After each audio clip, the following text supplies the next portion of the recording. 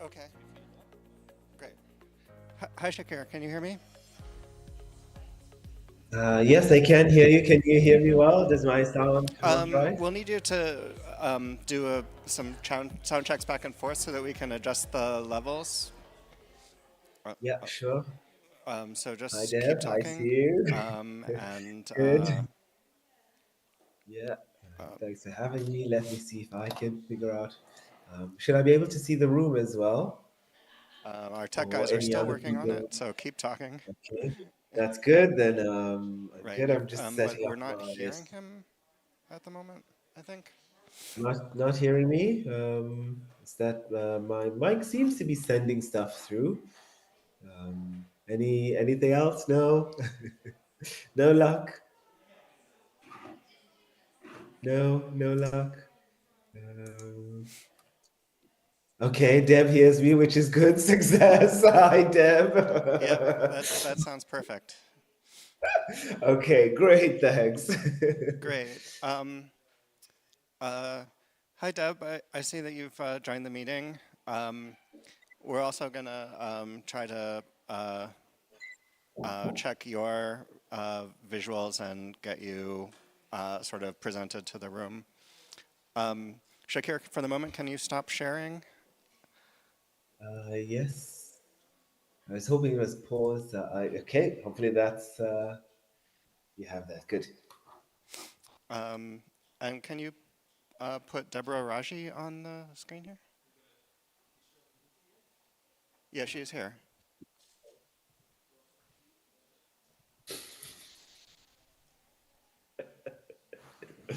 Receiving messages from the AI assistant. Exactly. Constant messages, the otter, whatever the otter. Yeah, autopilot. Uh, hi, Deb. Oh, it's Hi, Bukosi. hello. Hi. How are Great. you Oh, doing? how are you doing? Good to hear I'm all you. right. Yeah, nice to hear you too. I'm hoping the visuals um, from the room where everybody is will come in soon. I'll just double check.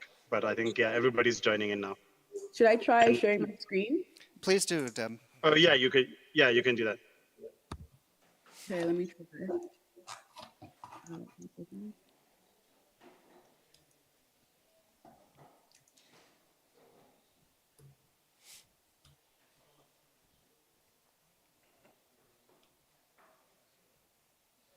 Does this work?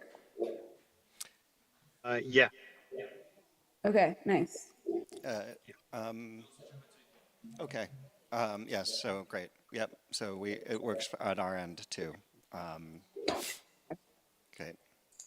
Um, is Shakir giving his talk first, or am I? Uh, Does it matter? Deborah, you're going to go first. Okay. Um, I think we're probably good to start. Is Are we good to start? Let me mute myself.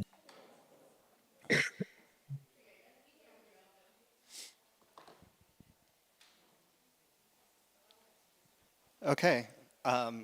Thanks, everybody, and welcome to our plenary panel on justice, auditing, and participation. We've got Deborah Raji and Shakir Mohamed joining us today for a discussion.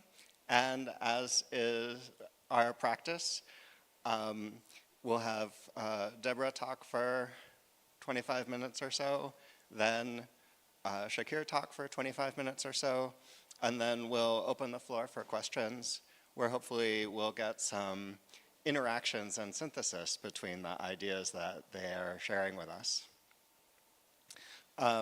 So let me start by introducing Deb Raji. You know, Deb is sort of amazing as an academic trajectory for having, an amazing research record that she's put together through affiliations with institutes and think tanks and universities of a, incredible breadth and influence.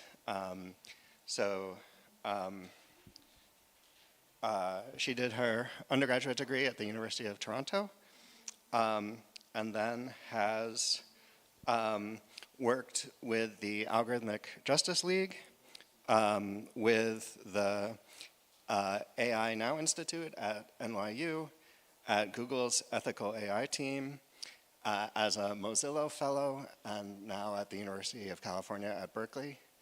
And in that time, she's put together a really influential collection of papers about documenting models, evaluating models, and auditing models that collectively have really, I think, raised the bar for machine learning practice. And I'm excited to hear the connections to accountability that she'll be talking about today, since, as we know, that's one of the sort of key principles of design justice that we're sort of struggling to get our heads around here. Deb, please. Okay, awesome. Yeah, that was a really clear. I appreciate it. Yeah, so today I'm going to present work on sort of this idea of auditing and the connection to accountability. And I think one of the things I really want to emphasize, especially at the beginning of this presentation, is just how much of the problems that we encounter today are regurgitations of issues that we've seen with other types of technologies historically. Also, I'm hearing a bit of an echo. I'm not sure if that's on me, or if you guys are hearing me fine, then I think that's okay. I'm just hearing a bit of an echo on my end. Oh, okay, it's gone. Okay, all right, great. Yeah, so let's sort of get into it. So first, I wanted to sort of introduce a couple individuals, and these are real people that experience situations of algorithmic harm. So the first one is Tammy Dobbs. She is, a 60-something-year-old woman from Arkansas, and she has cerebral palsy. And so she depends on home-assisted care in order to go about her life and just, go through her daily activities. And under Medicaid, which is sort of like the government-issued health insurance in the United States, she was receiving, let's say, about 50-something hours a week in terms of home-assisted care.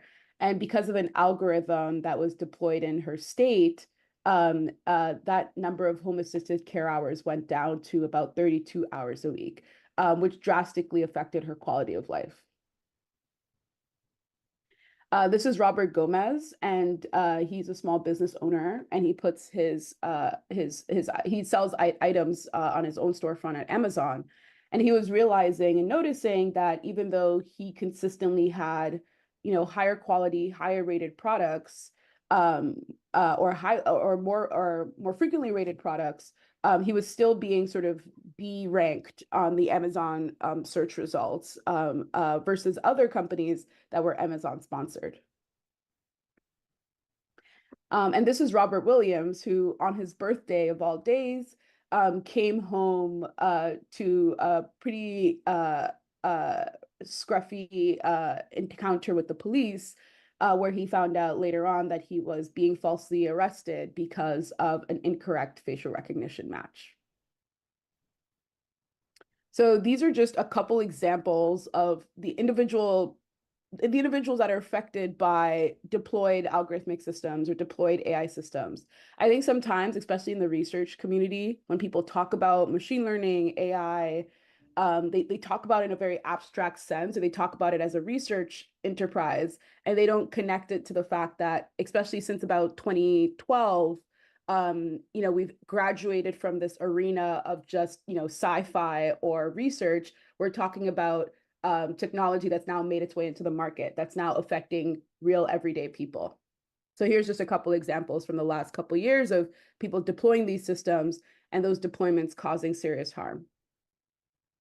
And I think something that's especially interesting or especially tragic is that these systems don't just fail in an abstract sense, but they fail on those that are disproportionately misrepresented or underrepresented in the data, which happens to be people of color, low-income individuals, poor individuals, those that are sort of effectively misrepresented in the systems that are being deployed on them, and also most vulnerable to experiencing this kind of automation. So here's a couple examples of some of the sort of discriminatory ways in which these systems kind of disproportionately fail on those marginalized groups.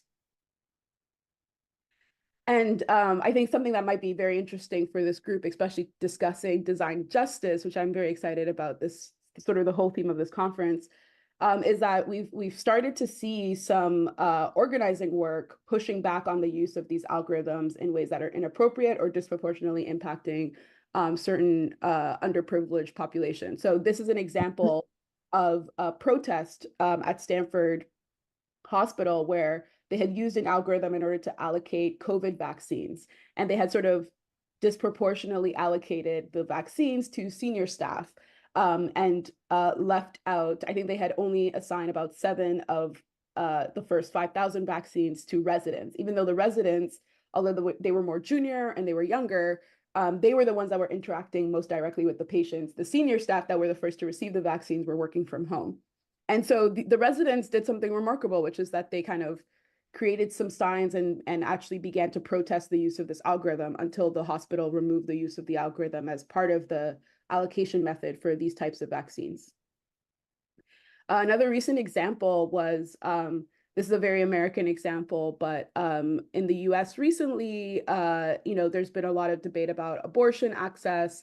And one of the risks in terms of an individual getting access to, abortion or other reproductive services is that if you actually go online and try to search for those clinics, there are these competing organizations these sort of pro-life organizations, and they have these institutions called pregnancy crisis centers. And those centers don't provide any kind of reproductive care, but they sort of attempt to capture some of the population that's seeking that care in order to dissuade them from getting an abortion or giving them alternative routes, et cetera. And Google actually, because those pregnancy crisis centers will pay for advertising space on Google, and for other reasons, SEO, those crisis centers will be promoted in the search results at Google. And so Google was sort of inadvertently promoting these crisis centers that were not providing reproductive care over the actual abortion clinics or over the actual sort of like Planned Parenthood centers. And so people were becoming aware of this issue. There were a couple of great audit projects on this, revealing sort of the bias in the search results. And so people, again, kind of went out and began protesting the reality of the fact that you have these sort of fake clinics that Google has sort of disproportionately promoted in its search results. And that actually led Google to sort of update its search rankings and actively flag which of these clinics were actually providing care and which ones were sort of these fake clinics. And then finally, most recently, this is a very California example that happened just a couple of weeks ago, actually. California National Nurses United, which is like our big nurses union in the States, they're headquartered in California. And they recently went on strike related to the use of algorithms as part of their job, affecting everything from their scheduling and their operations management to how they could provide patient care and limiting their ability to provide patient care. So again, we're sort of seeing that these systems, when they become products and they're out there in the world, sometimes they cause a lot of harm, and sometimes they cause so much harm that people began organizing against them. So we've seen quite a few unions now just like really, take serious actions, pushing back against the use of these systems. And I could name a lot more: the Writers Guild, the Teachers Federation. We've just seen like a huge explosion in terms of the organizing against some of the inappropriate use of these systems in the United States. And yeah, like I said, I gave a couple examples from the healthcare space, but I could have given examples. This is a student protesting the use of algorithms and adjusting their A-level scores. I could also have given examples from immigration, the use of algorithms in terms of processing visas or validating scores in terms of language tests. We're just seeing a lot of pushback on the way that these algorithms actually make their their entrance into the market and into the real world. And so that begs the question, what's going on? If this is such an exciting research topic or such an exciting thing to build, why are there so many people resistant to the use of this technology once it makes its way out there? And so I think at the core of it is this realization, which is that, these are not products that are succeeding, these are products that are failing. And when these deployed AI systems fail, real people get hurt. And what we're seeing in terms of the protests and the headlines are those real people being honest about their experiences with these systems. And so that begs the question, well, why haven't we really been able to hold those building these systems to account? If someone is making decisions about, a particular type of technology and throwing it out there in a way that's causing so much harm, why can't we actually scrutinize the decisions that those that are building these systems are making? And so that's what I want to talk about today. I want to talk about, one, the fact that we can actually collect evidence of these failures with the idea of an AI audit. I'm going to describe exactly what an AI audit is. And then I want to talk about specifically the methodologies that are used at a really high level, some policy kind of development that's going on in the last, year or so. And then, a kind of conclusion in terms of like, why does this matter? Why should we care? And I was told I have 20 minutes, so we'll see what happens, but I'm hopeful, I have faith. So yeah, the first thing is that, when I say failure, there's a lot of ways in which that can be understood. I think at the highest level, we'll just say that, there's some tasks that people try to use AI for that AI is completely inappropriate for. It doesn't even make sense to approach the problem with an AI system. I think one is like the EU-AI Act denouncing the use of AI for emotion recognition just because it's pseudoscientifically discredited. But a lot of the failures actually fall into this area where the task itself is possible, but the way it's built is very shoddy. So it's either designed inappropriately or it's implemented with a lot of errors. And then finally, there's a bunch of these post-deployment failures where even if the product itself is well constructed, the way in which it's used and adopted becomes incredibly problematic. And then finally, we have these communication failures where you have effectively products where the vendors misrepresent what the technology is doing. So they say that the technology is doing one thing and it's actually doing another thing. And the fascinating thing about that taxonomy, and we have a paper that kind of goes into the details of examples for each of those categories, is that it's very similar to consumer protection and product safety trends in other fields. So, in the US, that would mean, a lot of food safety, a lot about like sort of like the history of like drug safety and pharmaceutical safety, and transportation safety in the US was sort of born from an era where these markets were just sort of flooded with snake oil or flooded with these fraudulent products that were causing disproportionate harm. So we actually, at least in the US anyways, we have sort of a robust ecosystem of these consumer protection, product safety laws that we could just apply to AI systems. So one key aspect of this is that across all of the product safety laws, so think about, false advertising laws, the need for warranties, pre-market approval, that kind of thing. A lot of them involve this idea of an audit. So, in the case of, and this should not be different when we think about the idea of AI product safety, which should also require sort of this notion of an audit. So in the case of Tammy Dobbs, ACLU Idaho actually worked with her and the public defenders that represented her case in Arkansas, and they looked at the SIS system, which is what was used in determining, the number of nurse-assisted hours that she received. And what they found was that that system was incredibly shoddily constructed. Like it was like broken in every way. A lot of the data migration was completely full of mistakes, and that allowed them to actually settle on the case in 2022. Similarly, I mentioned Aiden Gomez and his situation where he was feeling like his products were being demoted on Amazon's platform. And the Markup, which is an investigative journalism group, they did an audit where they found that the probability of us seeing a particular product in terms of Amazon search results was more determined by the fact that it was an Amazon brand or exclusive than the fact that it was highly reviewed or positively reviewed, explaining sort of Gomez's experience on the platform. And so that audit actually ended up being cited in a congressional hearing and directly updated sort of Amazon's practices. And then finally, Robert Williams, who was sort of falsely arrested because of an incorrect facial recognition match. I was really grateful to be at the Algorithmic Justice League when we did our work on gender shades, which was an analysis or an evaluation and audit of facial recognition, facial analysis products. And what we found effectively was that a lot of these products work poorly on those with darker skin, and especially poorly on those with darker female subjects. And so it explained kind of Robert Williams's experience, personal experience of being misidentified by this technology in a way that caused him direct harm.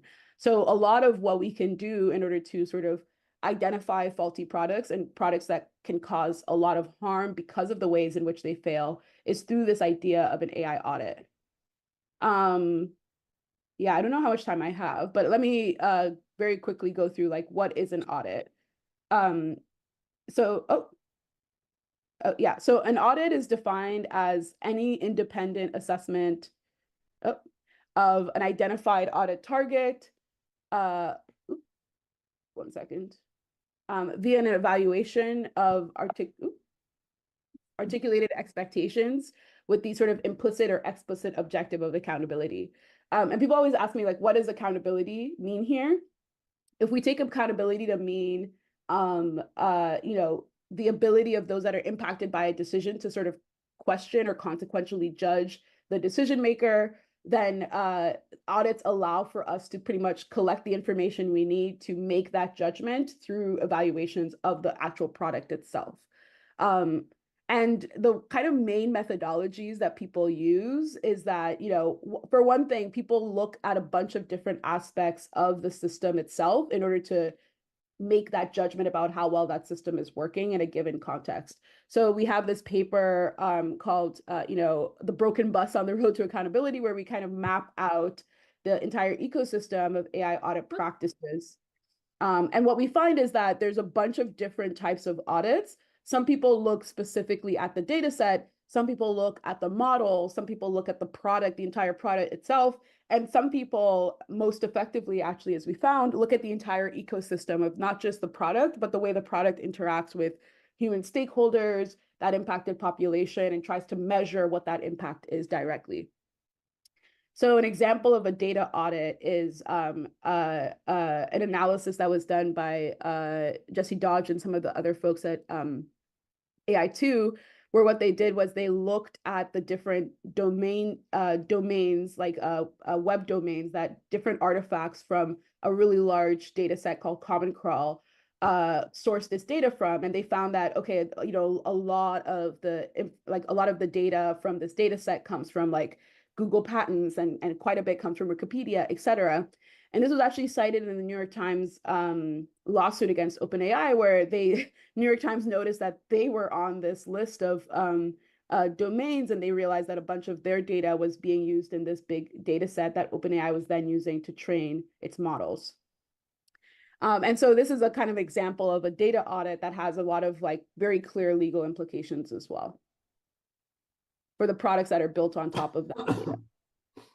I think another example is of a product level audit is the audit of sort of the discriminatory advertising on Facebook. So Facebook was allowing advertisers to sort of disproportionately show ads to one group versus another group. And there were some researchers at Northeastern that did a really great job auditing the platform itself and the algorithm itself at a product level and at a model level.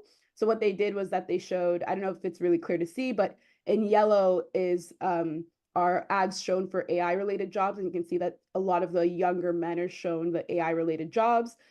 Supermarket jobs are sort of disproportionately shown to women, and especially middle-aged women. And then the generic job ad is sort of disproportionately shown to like a younger population. And so you can see that just the type of ad affected who saw that ad in a way that could be interpreted as discriminatory. And that actually resulted in 2022 in the Department of Justice settling with Facebook on that and fining them on the premise of that evaluation of that audit.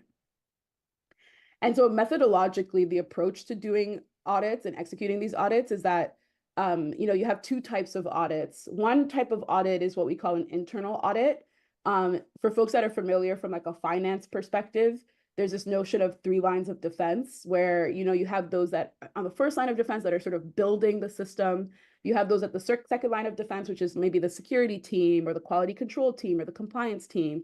And then the third line of defense is like an independent group within the company that reports to like leadership directly to kind of figure out how well different stakeholders within the company are adhering to the expectations of leadership. And practically, who are these internal auditors? Well, a lot of the big tech companies have internal audit teams. A lot of these like management consulting groups, Accenture, Deloitte, they have their own, McKinsey, they have their own AI audit teams. And then a lot of kind of niche consultancies like Orca are like very specialized in this idea of doing these audits. And the main approach that those internal auditors take is that because they have full access to the system and they have kind of full visibility because they're operating from the inside, most of what they have to do is just try to capture as many of the decisions being made about the system as possible. So one very initial approach to doing that was this idea of a model card where you have someone record sort of the key aspects of the system and then try to communicate that out to other stakeholders within the organization, within the company. And that started off as just like, very simple, like one pager that can be very, that can interface with a lot of different stakeholders internally at the company in order to communicate the design decisions about the system to a broader group within the company. But at Google, we also evolved that into this idea called the SMACTR framework, where it was a sort of end-to-end process around capturing as much important details of the system as possible, doing as much risk analysis as possible, recording that in a document, and then sharing that to different relevant stakeholders within the company. But of course, there's limits to looking at things only from the inside. It requires cooperation of internal leadership in order to have impact that way. So we also rely on this idea of an external audit, which is an entity completely independent, contractually independent from the organization being audited that examines the system from the outside. So they don't have complete access to the system. Typically, they're operating through this lens of sort of a black box. But they're sort of being able to ask independent questions from whatever the company would care about. And in terms of who is conducting these audits, a lot of academics have sort of stepped into this role. Civil society has played this role. Journalists, so there's like an investigative journalism group called the Markup, ProPublica. Law firms, there's certain law firms that have data science teams that do this work now, and then regulators as well. So FDA, FTC has a new Office of Technology, and they're actively trying to do this work.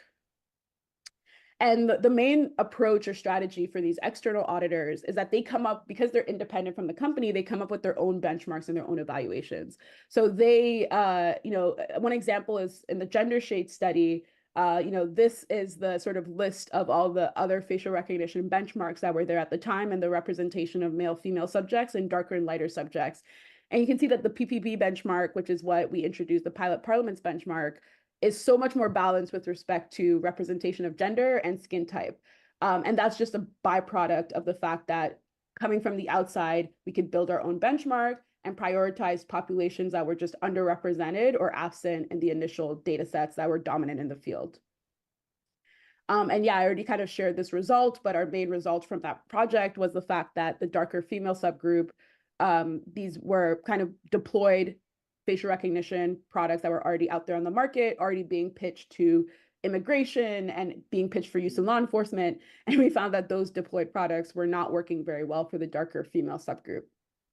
And interestingly, because of the way that we designed these products and the way that we designed this audit, which we go into in a paper called Actionable Auditing, we talk about how we designed this product, this audit, so that it led to a particular change in the way these companies built the products moving forward. And so I unfortunately don't have time to dig into it, but we designed the audit in such a way that it actually incentivized the companies to respond. And so this is Microsoft's changes after we audited them in 2017. We re-audited them in 2018, and we found that within 7 months, all 3 companies that we audited made significant improvements to the performance of their systems, especially for this darker female subgroup that we kind of called them out for underperforming on.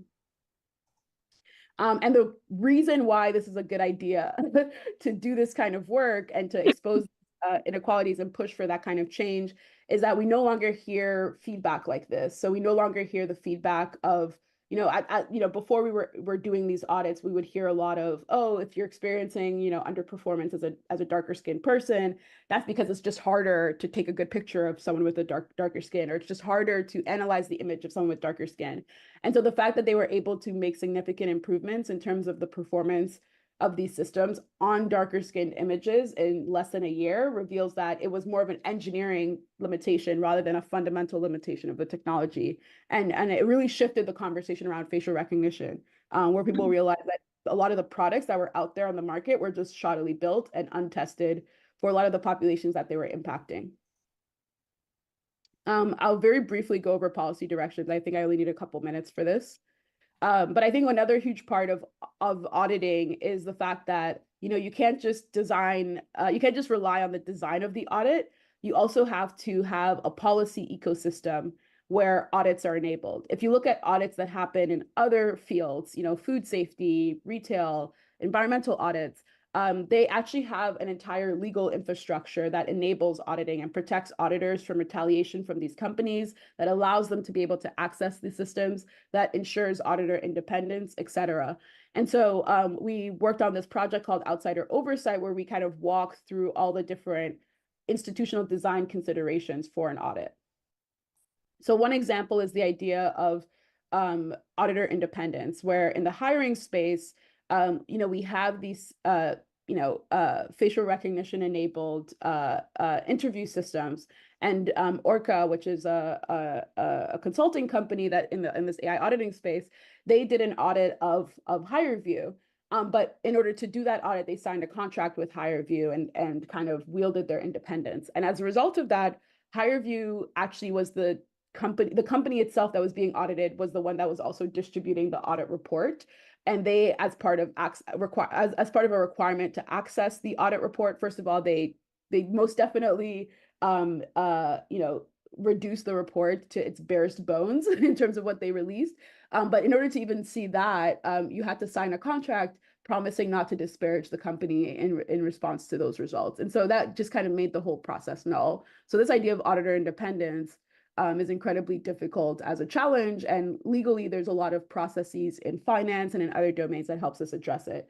Similarly, there's another AI related product called Pymetrics that is a similar kind of AI hiring tool based off of different cognitive tests, and a group at Northeastern wanted to audit the system, but in order to do so, they signed a contract with Pymetrics, and the Pymetrics company employees involved demanded on being sort of co-authors of the paper and having the company review the paper before the release of the audit.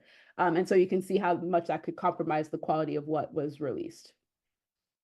And then I think more importantly, there's this issue of auditor access, right? Where after we audited a lot of the facial recognition companies, one of them that we audited, was Kairos, which is this company that was building facial recognition products in conjunction to Microsoft and IBM. And after we had audited them through like the free tier of their public API, like their sort of publicly accessible product. And after we audited them, they decided that the minimum kind of tier that they were going to use was a $99 a month tier, which we were like, that's fine, we can pay the money.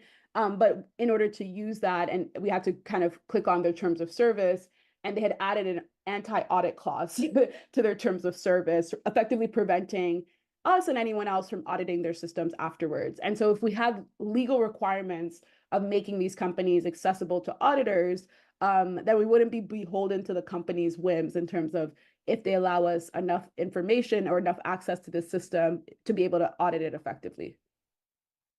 And then finally, the last thing I'll say in terms of policy directions is that one big policy push right now is for innovation in the AI space. And the way that we've sort of been flipping the script on that has been, well, we need innovation in terms of audit tooling and audit infrastructure, and we need innovation in terms of AI safety as well. And so, and when I say safety, I mean product safety. So, we did this project called Towards AI Accountability Infrastructure, where we mapped out all the different resources that auditors need. It's really difficult to do these audits, and people rely on an entire ecosystem of tools, and we need more tools. And we sort of talk through how there's different categories of tools that people use for different aspects of the audit process.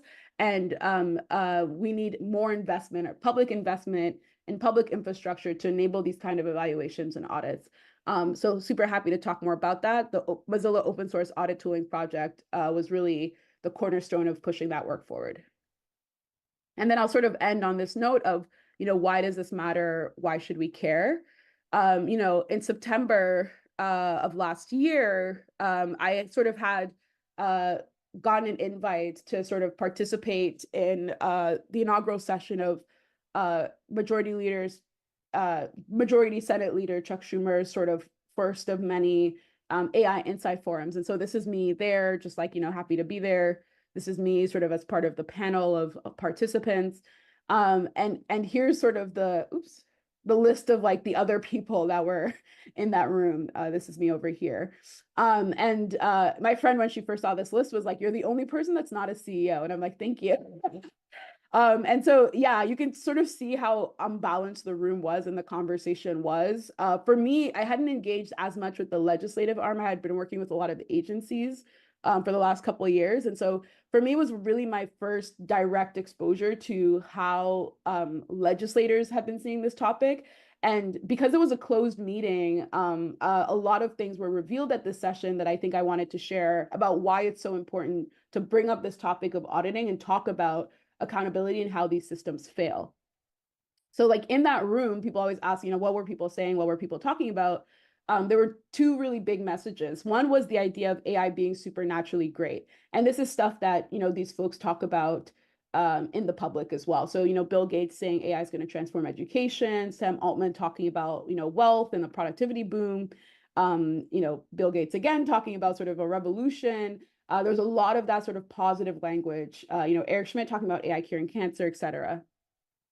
And a lot of that language, a lot of that sort of hype was also infecting the way policymakers were talking about these issues.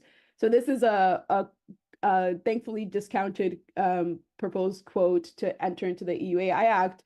But they were saying AI is the control center of the new data layer that surrounds us, which can be thought of as the fifth element after air, earth, water, and fire.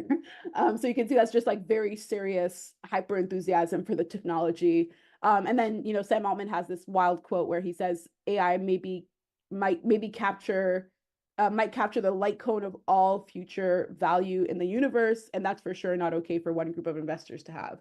I feel like I agree with his conclusion, but that's a lot of positive enthusiasm for the technology. And then I think on the other end of the spectrum, which is probably something you've already been aware of and something that definitely came up in this room, is that people have a very kind of strong pessimism about AI. So this is, Elon Musk telling these senators that AI is going to destroy civilization. Eric Schmidt, Kissinger, and others talking about AI sort of ruining the structure of society, leading to the crumbling of society. Sam Altman and other technologists talking about, the risk of extinction being on par with pandemics and nuclear war. And outside of that particular group, I'm sure people have sort of seen there's the sort of pause letter telling folks to stop building AI, otherwise we risk extinction. People saying it's more urgent than climate change, a threat to the world, a global priority along other societal risks. So this sort of hyper pessimistic view was also really strongly represented amongst that group. But something I realized while I was there, and also through the work that I've done so far, is that both of these images of AI being sort of supernaturally capable and also supernaturally dangerous were sort of assuming that the technology worked. So if the technology works, beautifully, then it will solve a lot of the world's problems. And if the technology works too well that we lose control, it would cause all of the world's problems. But the reality that I've just presented today is that it's not actually a lot of the risks that occur when the technology works that causes a lot of the harm. I mean, there are risks that are associated and that come up in the realm where the technology works perfectly. But a lot of the harms that people are experiencing, especially marginalized folks, is that the technology was not built for them in the first place. It does not work for them. It does not address their needs, and it does not, function even as advertised for a particular subset of the population. And so this assumption of the technology working, that's sort of feeding these fears and also feeding this hype, was effectively a faulty assumption when we look at the actual products that are making their way into the world today. And so, oh, sorry.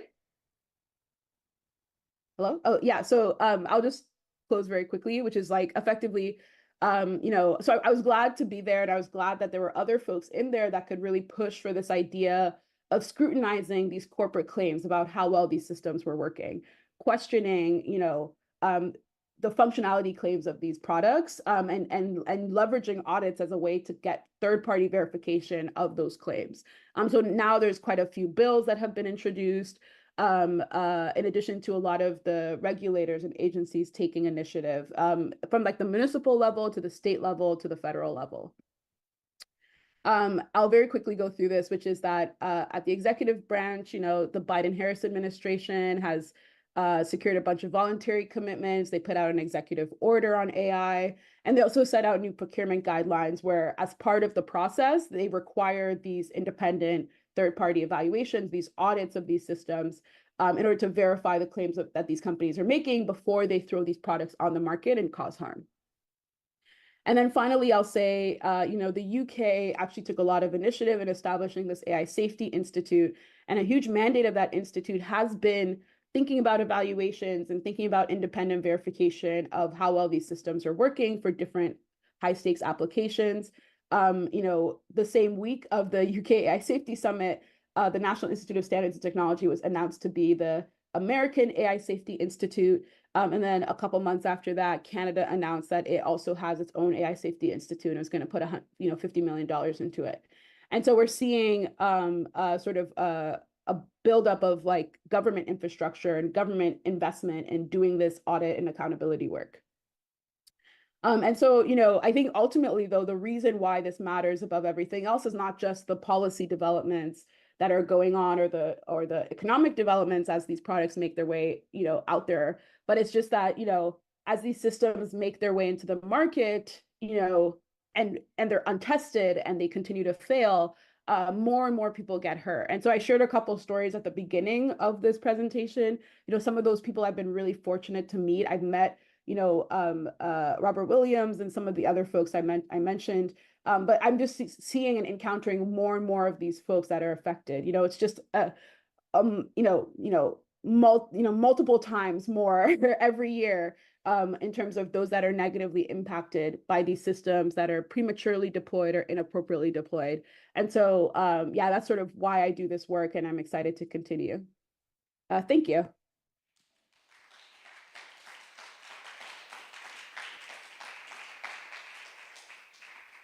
Thanks, that was fantastic. So now we'll turn to Shakir Mohamed.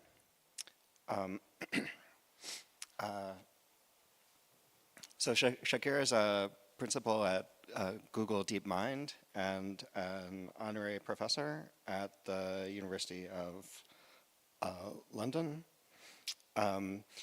He's also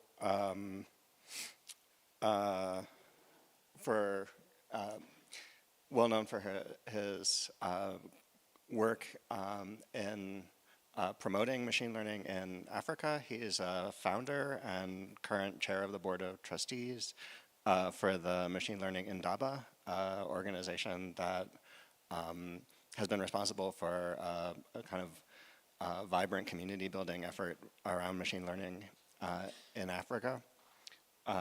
He's well known for work on machine learning, in particular algorithms for probabilistic and generative inference, for that are sort of deeply influential in the kind of nuts and bolts of the field, but also has worked on a wide range of sort of humanly meaningful applications in topics like health, climate, and weather, and the connections that he has to the communities and the sort of tech companies and these kinds of really important socio-technical domains has informed the kind of work that he's going to talk about to us on generative AI, design justice, and participation.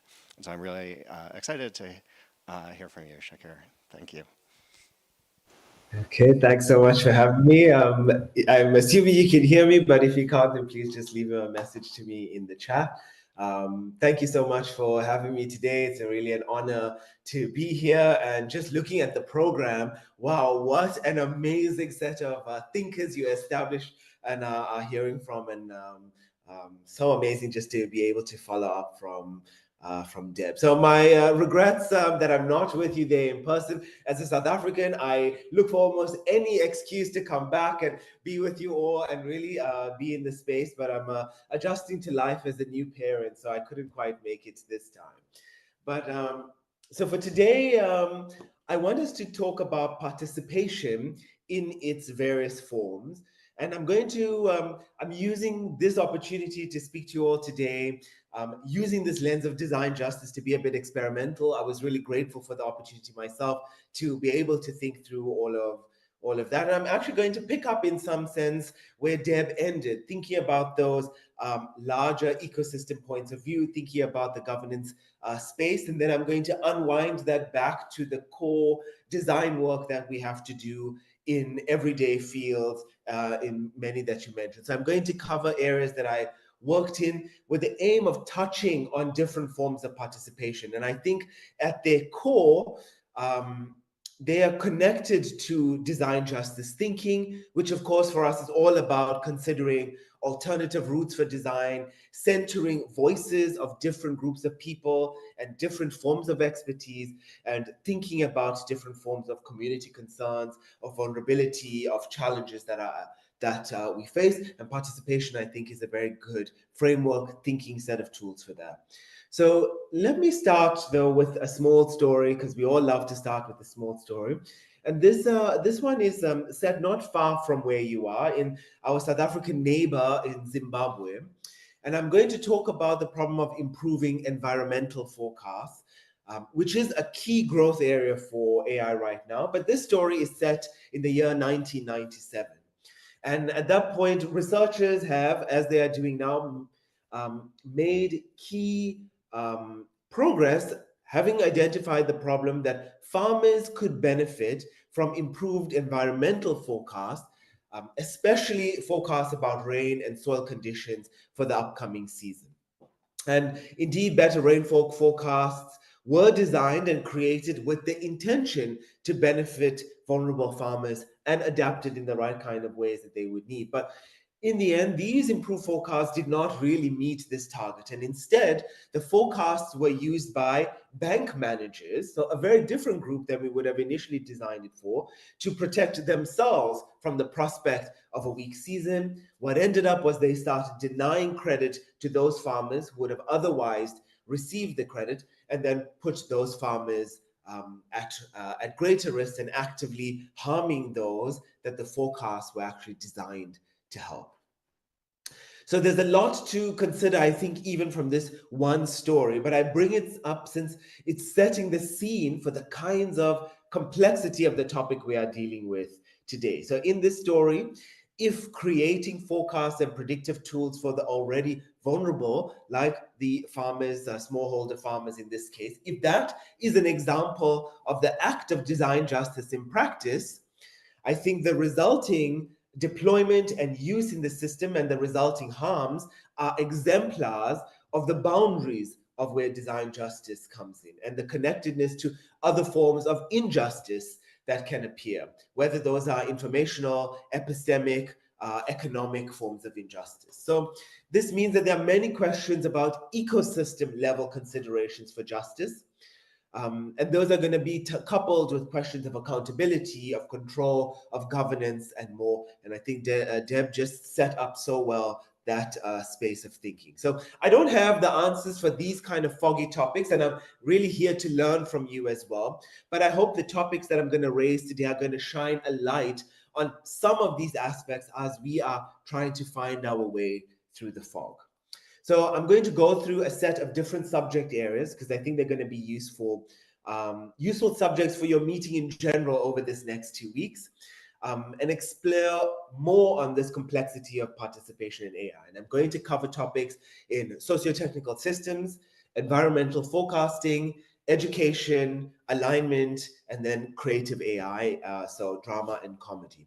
And because I'm trying to be experimental today for each of those areas, I'm going to go through them very quickly, hopefully setting up the scene, and I'm going to present a mini conclusion, which I hope is going to expose one aspect of what I think will be useful for our later discussion. So these were just the titles of the papers, and that story of Zimbabwe is not unique. In fact, you had the very same story in northeastern Brazil, and then you also have a very similar story that appears in Peru around those environmental forecasts. So let me jump now directly in so we can catch up on some of our time as well. And I first want to pick up on some of these socio-technical AI topics. So this word socio-technical, I hope and think will mean exactly what you think it means, that it emphasizes that technology and society can be and should be thought of as a coupled system. And now socio-technical is going to have turned out to be one of those big words of these last several months. And Deb touched on them already. So that first Global AI Safety Summit that we just heard wrapped up in November 23. And at that point, 2 new state-mandated AI safety institutes were established. And here you see the mission and scope for the UK's AI Safety Institute to develop the socio-technical infrastructure needed to develop and understand the risks of advanced AI and support its governance. And, you know, a few weeks ago, the follow-up meeting to that in Seoul followed. Then you also heard there was a US Safety Institute, and it also has very clear expectations of its consortium members to contribute technical expertise in socio-technical methodologies.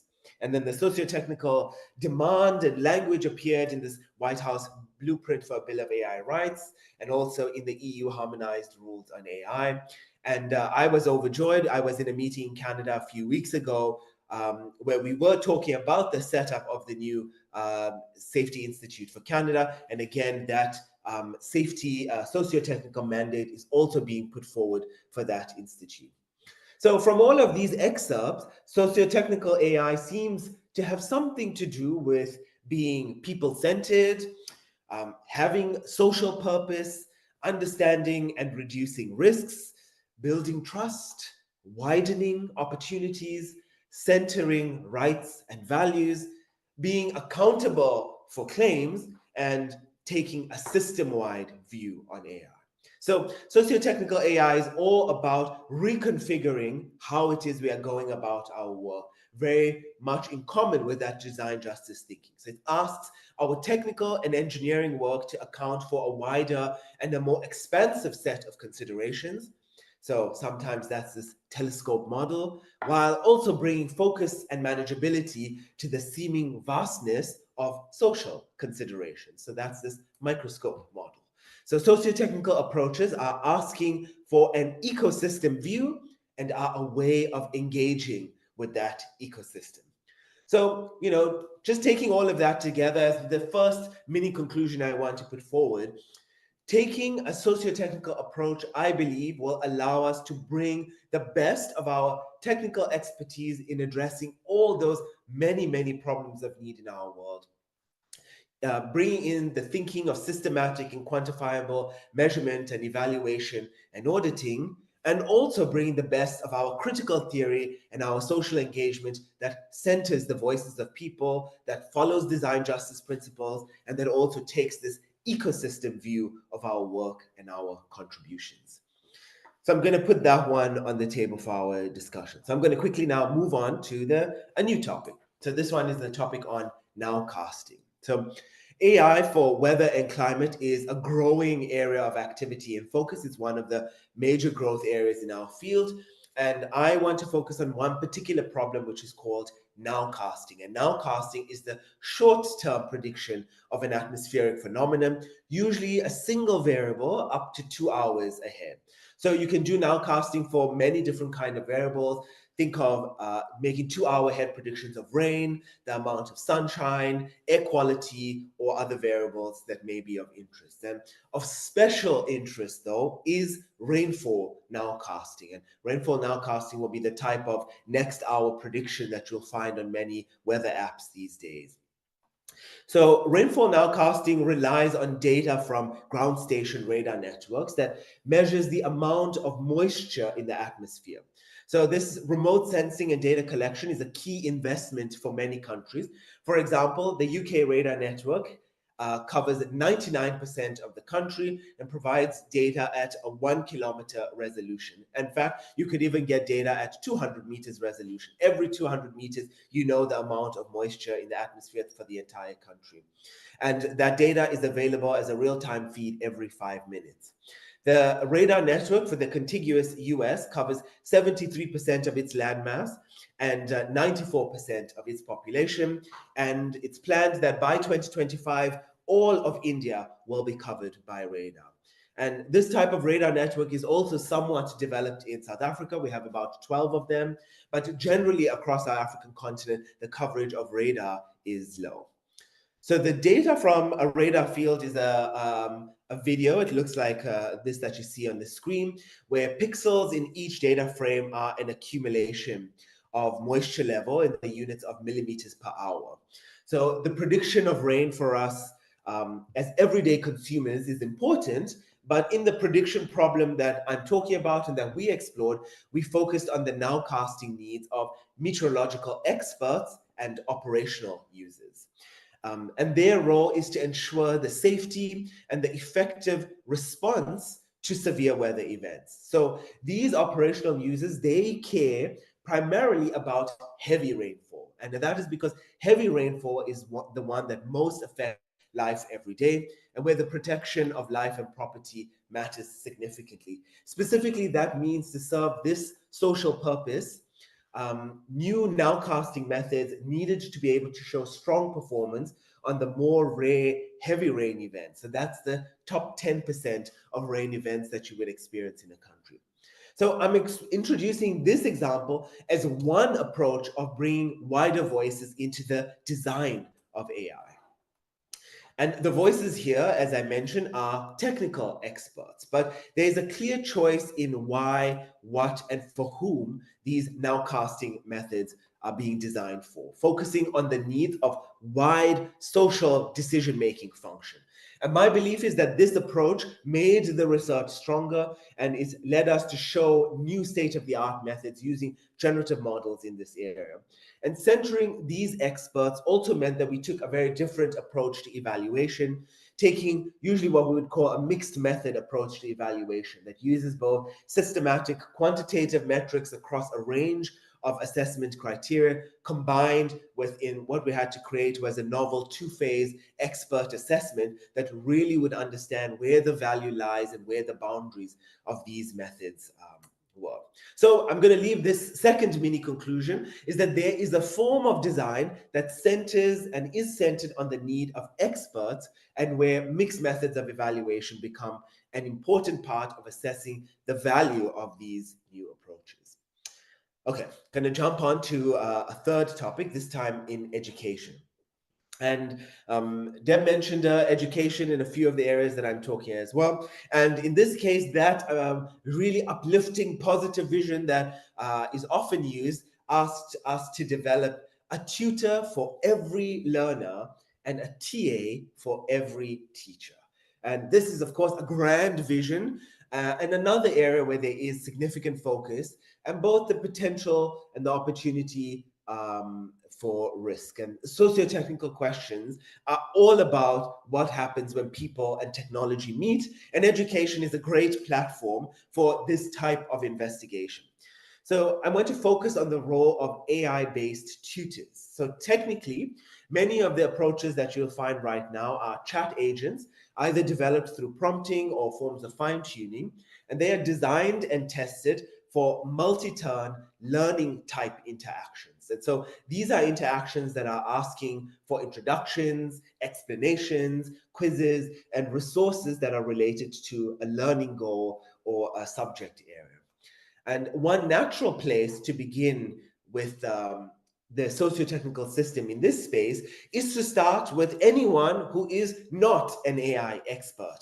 And in this case, specifically looking to people whose expertise is in learning and pedagogy. And one initial task for us in the work that we were doing in this place is to find, engage, and work with teaching experts to establish a set of pedagogical principles that characterizes what a good AI tutor would be. So things like don't give away the answer, be engaging and motivating, guide the learning journey, gauge a learner's level of understanding, consider empathetic responses. Of course, these are principles that then became a philosophy of design. They informed how all data was created and collected and emphasized what should be used and evaluated for usefulness. So when we work with teachers or learners or raters, we always want to be assessing how are these people benefiting from the interaction. And we also want to check if the pedagogical principles are used in the right way and with the right context. And the experience of those of us using a technical system is, of course, essential for any work on AI in the service of society. This AI tutor is designed not so that it isn't positive about toxic content, as you'd expect, and specific tests are created so that the content creators are respected. So as one good example, what we did here is we checked and we trained the AI tutor to make sure that it does not misgender or assume the gender of a video speaker if there's a video content. So let me make this concrete by using as an example one system that was in a study that we did earlier this year of placing a tutor like this in the hand of a real student. So we call this tutoring system Learn LM Tutor. And so now the setting is one where students are enrolled in a program called Study Hall, which is a partnership between Arizona State University, Crash Course, and YouTube that offers a pathway to college level credit that is accessible to learners of all ages and all backgrounds and across the world. The actual interface is a Chrome extension chatbot, which is called Hallmate. And when there is a video available, it uses the transcript of the video as the context for the language model, and otherwise it's grounded on course overview materials to help deal with that quizzing and interaction. So a key aspect of any work like this is in the role of meaningful evaluations, as I've been touching on. Any system that claims to support learning needs to be assessed in ways that are valid, robust, and comparable to other competing approaches. So we are far from reaching this state across the educational technologies or edtech sector, as it's often called. And this is where there's a major need for deeper and ongoing socio-technical AI research. Measurements and evaluations are central to any scientific work. And so far, we have been able to develop 7 pedagogical assessments that are quantitative, that they are qualitative, that they are human-based, and that they are also automatic. So the mini conclusion that I want to leave from this part is that it is possible to decompose the socio-technical system into its different constituents, into its contributors, tutors, learners, content creators, and others, and think about their engagement in the system separately, individually, and then together as a whole, and make design choices that addresses the concerns and needs of each of these different groups. Again, measurement will become an important element, and the types of mixed measures that are obtained are needed to keep focused on where we are actually deploying and how we are deploying a tool in the systems, and making sure that that deployment is happening in the way that we actually want. Okay, a new topic, agent alignment. I'm going through all the big hits in the field, big buzzwords today. So participation is and will continue to be important, especially now in this age where large language models are taking so much of our attention, of generative AI and almost every other area of AI as well. And one area of concern is that of alignment, which roughly seeks to steer and modify AI systems and its outputs in ways, and the outputs that they produce in a way that aligns with people's tasks and needs, or the focus areas that they have. So I'd be eager to hear a little bit more actually on topics on design justice views to alignment in general, which I don't think I've seen much on. But one key element I believe that will come naturally from the kind of thinking that we are employing is to include more people into the design and the continuous improvement of these generative AI systems. So one methodology for socio-technical language agent alignment, so we call that approach Stella, uses deliberation within social groups to develop rules for agent alignment directly from people. So practically what that means is that we set up several sets of deliberation groups. They actually happen in multiple rounds with very particular social groups, with people who are women only, LGBT only groups, African American groups, Latinx groups, so sort of these kinds of groupings where they were actually able to deliberate, debate, and interact with a language agent in this way. And what comes out is that there are rules which are the outcome of those deliberations. And these rules are important since they influence many technical design decisions affecting prompting, safety filters, how we're doing evaluations, the mixtures of the data that we're going to use, and many other areas. And a key outcome of the deliberative process that Stella puts forward is that it shows that developer-led rules, like rules that you would find in a system like constitutional AI, for example, emphasize very different concerns compared to community-led rules, like those that were the outcome of Stella. And importantly, through this deliberation and interaction, the exposure to new technologies alongside that deliberative process allows participants to feel included and empowered. And participation of this form, though, needs to be more than just a user study and a market assessment. And I think there are many different kinds of forms. So I just point out this one piece that came out not too recently. It's a recent review from the OECD that talks about catching this deliberative wave, which is maybe a new era that we are in, or a new buzzword for us to think about and debate. And it describes at least 8 forms of deliberative democracy that we can consider and use. And so what I hope you can see from this particular setting that I'm describing is that the socio-technical aim is to use participation to both lead to beneficial AI development, while at the same time strengthening varied forms of political community. So the mini conclusion here is that deliberation is one design tool that can help us move towards more just design. And when we can combine that with a continuing and an ongoing approach for participation, so it's not just one-off, I think that can become the foundation of the critical design practice and can lead us to the kinds of just outcomes that we are seeking, although we are still quite a while away from that state. Okay, I'm gonna jump to the last topic, or the second last one, which is on dramaturgy. So dramaturgy is the area, the field of writing scripts and plays. And the 2022 Fringe was running a series of plays called Plays by Bots. And the description of this improv series was: bots write scripts, performers act them out, then they improvise the ending. Hilarity ensues. The result is an unpredictable work of human-machine co-creativity. You will laugh till your face hurts.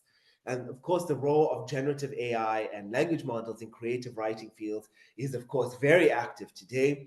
And I thought, again, as I said, we could look at dramaturgy as one lens, which is the writing of dramas, scripts, and plays. And one system that we were thinking through is called Dramatron, which is a compositional use of a text-generating model set up for dramaturgy. Dramatron builds a structural context for a play or a drama by chaining sets of text prompts And it aims to generate coherent scripts and screenplays, complete with titles, with characters, with a story beat, with locations, descriptions, and a dialogue. And this image that you're seeing on the screen is a depiction of the hierarchical generation that starts with this concept called the log line, and then that sets the scene for the co-writing exercise, and then allows chaining, regenerating, and editing to provide a co-writing experience. So Dramatron was designed to explore a more fundamental question: what might artists actually want from co-writing tools, and how might artists participate in its design? So later on, in a small conference room, a group of these artists came together to write a script using this system and situate their practice, understanding of the technology, and their views of their art and industry while working through this system. So some of the artists would later even stage their co-written scripts. The group of people revealed a breadth of the needs and insights that Dramatron's designers alone could not have concluded. Some artists saw new models of interactivity and opportunity, and others exposed its limitations and concerns, or concluded that simply an AI co-writing tool like this was just simply not for them. So Dramatron is an ideation and a co-writing tool, and I think a good example of taking a people-centered approach to AI, since its success is only possible if people find actual value in it. I think, as Deb also mentioned, today screenwriters in some regions, particularly in the US, have worked through their expectations of working with AI creativity tools and made very clear their demands and constraints, were able to push back, set a new kind of social contract now and going forward. And I think that space of drama and this particular pushback really set the creative nature and the socio-technical nature of creative AI was fully on display. So I put this mini conclusion forward, that the focus on practitioners in specific areas of use or specific verticals or specific application becomes essential to our design work, because it is in the specificity that we can understand the boundaries and the effects that don't appear when we are looking at the generic use of the tools. And again, the role of participation in building literacy, trust, and a critical counter-narrative is essential and part of the outcomes of engagement. So I'm going to leave you with a final topic, and then I'm going to wrap up. So participation, of course, has limitations. It can't do everything, like any method has its limitations. Unfortunately, there are other approaches to community involvement that are available to us. Deb, I think, really set up the scene for activism, community activism, as a key one. I am a passionate advocate for the support of grassroots organizations as one particular way, and the ability that those kinds of grassroots organizations have in demonstrating the forms of participation and research community that are already available to us, and really showing new forms of understanding. So you may have heard me talk about this before, but I will use the example of the Deep Learning Indaba, which is a charitable grassroots organization working towards strengthening AI and machine learning across Africa. And it's animated by the vision that communities should be owners and shapers of the role of AI and technology in their social worlds. So this year, the Indaba is 8 years old. We are hosting our annual meeting in Senegal. And I'm really proud to say that as a team and as a group, we have this year reached the milestone of having established or maintained machine learning communities in 47 of our African countries. And I'm not sure there's more we could do on that point. So the mini conclusion that I want to leave from this part is that we can, while as we know, we can enact justice through design, but we can also enact justice through the designers. So a focus on those people who do the design and really focus on making AI truly global and inclusive is going to be part of this movement of change that we are trying to create. So I'm going to wrap up there, having jumped, I know, between many, many different topics, and I really hope they made some sense to you. Perhaps the vision underlying all the areas and the design justice thinking that I was trying to emphasize and is maybe captured by this older expression of maximum feasible participation, which is a simple vision asking for people to be included in as many ways as possible in the design of AI. A more poetic version are sometimes dreams of barefoot scientists and grassroots intellectuals, where the barefoot scientist is the one who leaves the lab to understand the living reality of the people who are meant to benefit from science's advances, while the grassroots intellectuals are the people and communities whose lived experience is of significant value in directing science and technology towards society's greatest needs. So if I summarize briefly, there were 5 mini conclusions that I put forward for our debate and discussion. Firstly, a socio-technical approach allows us to consider harms and build the thinking and tools to systematically steer AI towards benefit. 2, there is a role for experts to drive where decision-making happens and the importance of mixed methods of assessment. 3, we can decompose the socio-technical system and consider each of the actors using an appropriate form of participation and inclusion.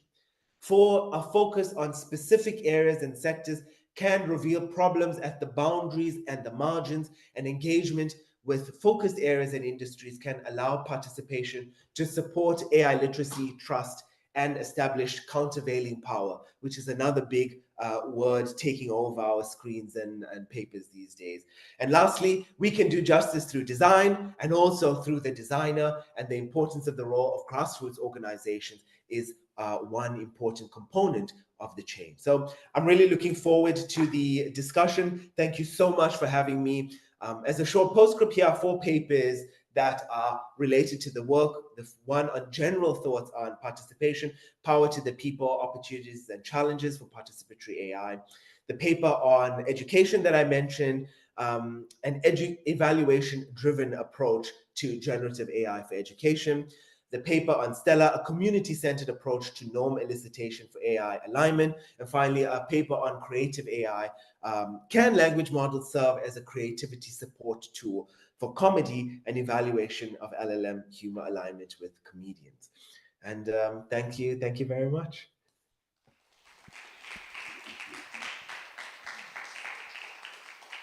Thank you, Shakir. That was so much to think about. I'm sure there's going to be lots of discussion. So let's get both of our speakers on the screen here.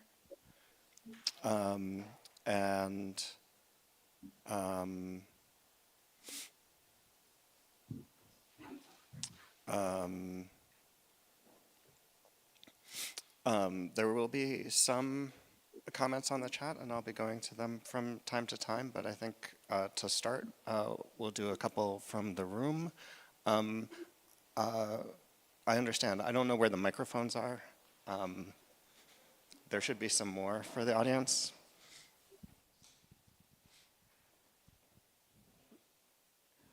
Thank you both for the phenomenal sessions. Lots of stuff to think about. My comment, really, and I really wanted to respond to Dr. Mohamed's presentation. I appreciate very much the conclusion of, there is power in specificity and looking at like more concrete design contexts. I am questioning the method through which that conclusion was arrived, because in your discussion you're mentioning that you or the team like spoke to designers, but you spoke to designers with tool in hand, which feels to me like a presumption of a solution before it has even been articulated. And for context, I'm coming at this from computer science training. So I'm trained as a computational cognitive scientist with emphasis in human-computer interaction, and it feels like there's a first step of like requirements gathering up front that ought to have happened first. I guess I'm wondering like what the rationale of that was. And a second provocation that I would like to make is in thinking about socio-technical AI as being grounded in like being people-centered. So there's recent work that I find really inspiring by Jason Edward Lewis, who is a First Nations, like Native American scholar, who argues that in a paper called or titled "Making Kin with the Machines," and I'm just going to read the quote because if I don't read it, I'm going to misrepresent it. So there's a quote that says, Blackfoot philosopher Leroy Littlebear observes that the human brain is a station on the radio dial parked in one spot. It is deaf to all the other stations, the animals, the rocks, trees, simultaneously broadcasting across the whole spectrum of sentience. As we manufacture more machines with increasing levels of sentient-like behavior, we must consider how such entities fit within the kin network, and in doing so, address the stubborn Enlightenment era conceit that we should prioritize human flourishing. And so all that to say that an emphasis on being human-centered risks losing sight of the larger ecosystems within which humans are embedded. To put it simply, like, we are not alone on this earth.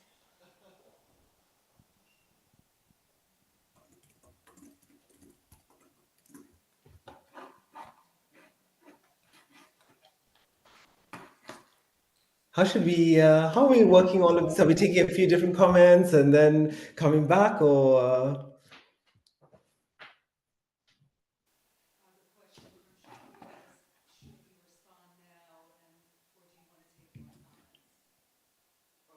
I think someone was saying something about. I don't think we can hear you. Yeah. Respond now. Okay. Okay, so let me think. If I just replay what she asked, there were two different parts. One was the question, rightly, which comes up, is that if we bring forward a solution, we have presumed a certain approach, a set of tooling that constrains the set of thinking. There is, of course, the different way, which you solicit first in some way, or that there is an emergence of certain kinds of needs from a different kind of approach. And you sort of ask, how is it that we can reconcile or approach or engage with those kind of questions? So that one I think is great. And the second question was around the critique of being people-centered, which is also a very common one. And how is it that we generally think about that? So I will agree with you in that sense, in the particular setting of the creative AI that I spoke to you about. There was already a set of part of the authors themselves are also comedians, are improv artists. And because of that intersection of being comedians and improv artists, and the desire to then have those kinds of creativity tools, those were the ones that were developed and then explored, knowing a community of practice in that kind of space. So what you should not take from what I'm saying is that that's the only way, or that is the exclusive way. Of course, there needs to be other mechanisms of approach to bring up, to undo the kind of presumption that we bring solutions and then the solution must adapt in some way. Yet the broader part of that socio-technical question must also engage with the multiplicity of different ways of people. As you said, we are trained as computer scientists, and one element of our role in the world, the expectation of us in society, is that we do use our intellect, the places that we are passionate in, the innovation that we want to do, to ask those questions. So in one element, I'm bringing a defense in that way, that we need to use that, lean into it, and then ask those kind of critical design kind of questions. But that doesn't mean to exclude other kinds of areas. And so, hopefully there are spaces like this, and there are kinds of participation mechanisms that do bring up those alternative design practices. And actually, we did two different versions of this. The one that I described to you was one that brought very much a tool. But last year in the Edinburgh Fringe Festival, we did a different version, which was more of the form that you described. That one wasn't in that was more, I think that was in the comedy setting, not so much in the design. So there can be both of those kind of places. And then, I have to account for my position also, and the kind of outlook in the work that I'm doing to address that kind of limitation. And hopefully that's where I learn from others. The second one element of socio-technical AI is indeed to be people-centered, but Of course, what's that? If I had given you a different version of this talk, then we would have spoken about a more general ecosystem view, thinking of the environmental concerns, thinking about rights of different kind of places, of the indigenous communities, of rights to the land and to water. I wouldn't go so much to go down that line of sentience of technical systems, because that's sort of not what I'm focusing and thinking of. And I often have a recommendation to that famous book. I'm leaving the title on the feminist vegan agenda. I forget the name, which is so popular and has shapes the thinking. I think that really helps us think about being more than just people-centered, thinking about the animals in the world that we are living in, and then how we need to bring sort of our impact in the world in that broader consideration. So thank you so much for that. I would really love to hear your responses also to your own questions and thoughts, but I guess there are other people. Happy to follow up afterward for sure.